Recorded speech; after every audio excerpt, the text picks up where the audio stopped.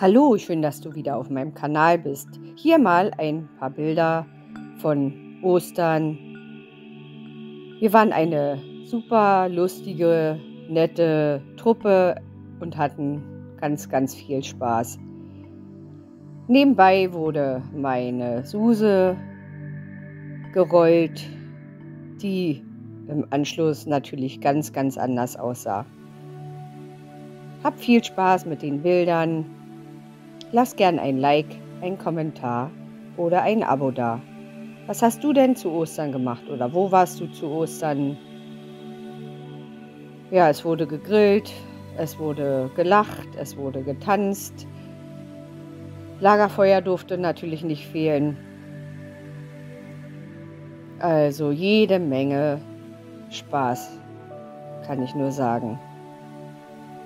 Klein Cassie hat es auch gefallen. Meine Suse noch im alten Outfit. Ja, wir hatten einen wunderschönen Vollmond.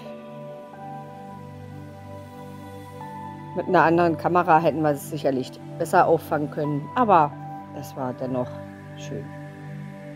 Aus meinem Bulli direkt. Ja, und hier wurde dann gerollt, gepinselt.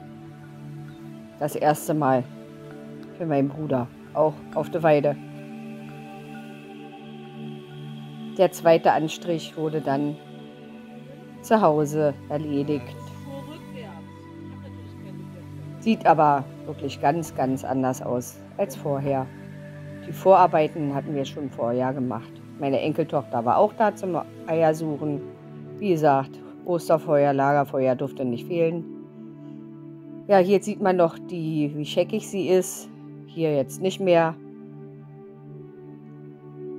Also ich bin mega, mega happy mit meinem neuen Fenster, mit meinem Lack. Unterstütze mich gerne bei PayPal, bei TikTok Pocky511 oder bei Instagram T4Liebe. Vielen Dank für deine Zeit auf meinem Kanal. Bis zum nächsten Video.